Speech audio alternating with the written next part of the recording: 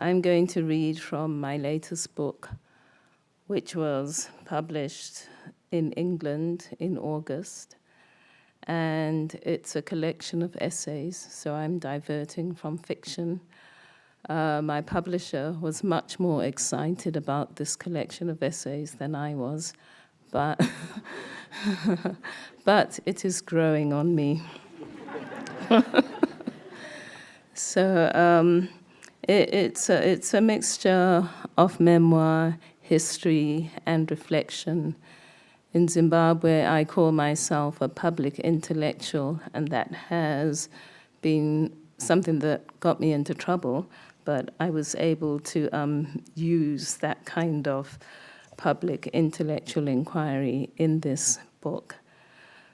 There's been some talk, quite a few of the events have touched on the issue of slavery. And I will also read from a section about slavery, but I am looking at that institution from the point of view of the African people who were left behind on the western shores of Africa, and in fact on some of the southern eastern shores as well, because sometimes some of the slave ships went all the way around from Tanzania all across to Brazil. But the slaves who came to North America were mainly from West Africa. The ravages of empire stretch further in time and space than we usually care to imagine. Tales of enslavement of African people by European slave traders are common, hurtful knowledge today. We have heard of the atrocities practiced on black bodies that disembarked on the eastern coasts of the Americas.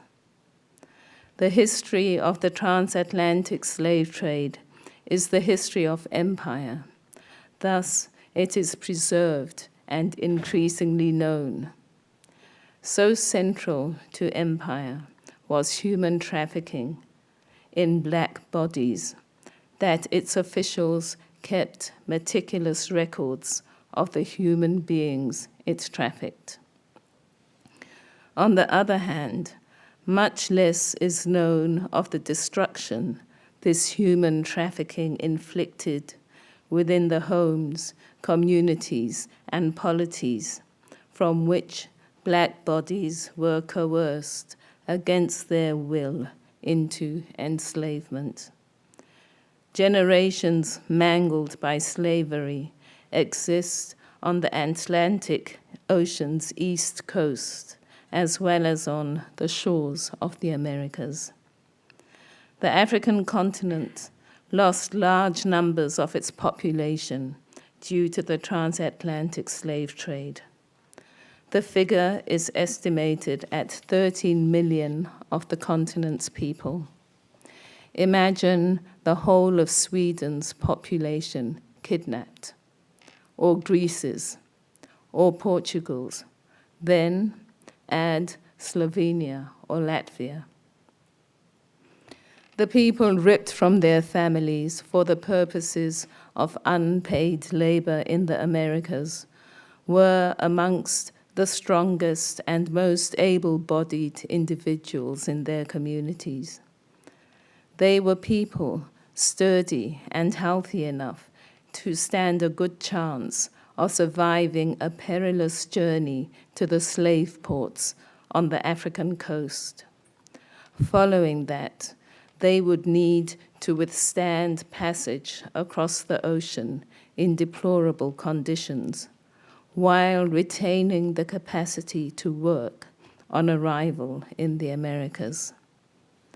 Brain drain, the emigration of significant numbers of numerate, literate people from a population to work in the globe's northwestern quarter of the world, took place in the last century and a half. During 4 centuries of transatlantic slave trade, bodies were drained from Africa. This drainage of the human population had disastrous effects on the continent's agrarian communities. That the less able left behind were unable to make up for the deficit amplified the effects of the catastrophe. The systems of the slave trade worked to destroy local structures of government and social cohesion. Slave traders operated like warlords as a law unto themselves. This disrupted existing institutions of law and order. Incentives put in place by slave traders, such as opportunities to redeem relatives sold into slavery by producing 2 slaves in exchange, perverted local ideas of morality and ethics. Families on both sides of the Atlantic felt the agonies of rupture. Families and communities on the African coast and in its hinterland suffered the instability that comes with loss of group members. Nations experienced the trauma that accompanies assault on communities, families, and individuals. Regions contended with the instability that results from ceaseless attack by hostile forces. The wounds of empire to my part of the world, Southern Africa, are peculiar because they came clothed as presents. Melanated people, as we Black people increasingly call ourselves, were offered the gift of modesty through clothing, the gift of knowledge through education, the gift of salvation through religion. Then there was the gift of knowledge of crime and punishment through legal systems, and the gift of speech through the colonizer's language. Each of these gifts took something away. Local ideas of modesty and propriety, local knowledge systems, metaphysical and legal systems, and language. The gifts of the Northwestern Empire to Africa were some of the most violent ones the world has known. Such violent gifts are typical of empires, not only of the Western version. The history of Ireland tells us how such imperial gifts were bestowed on white people too, in the northwest quarter of the globe, by people whose epidermis contained just as little melanin, so that the colonizer's skin color was essentially the same hue as that of the people colonized. Empire is about power, appropriation, expropriation, and often extermination, regardless of physiology. The melanin concentration in the skin of Black people was and is a convenience.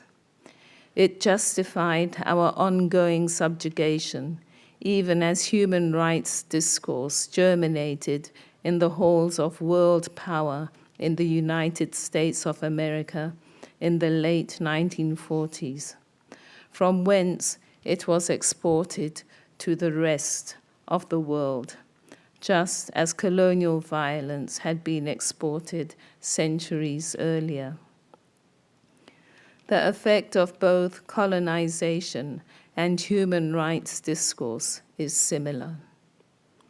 Both make Black people recipients of an imperial discourse that categorizes us as wanting, and thus requiring punishment and disparagement. In its execution, the punishment is disguised as saving. We are being punished essentially for existing and having land and resources that less melanated people would like to have. But we are not silent. Thank you.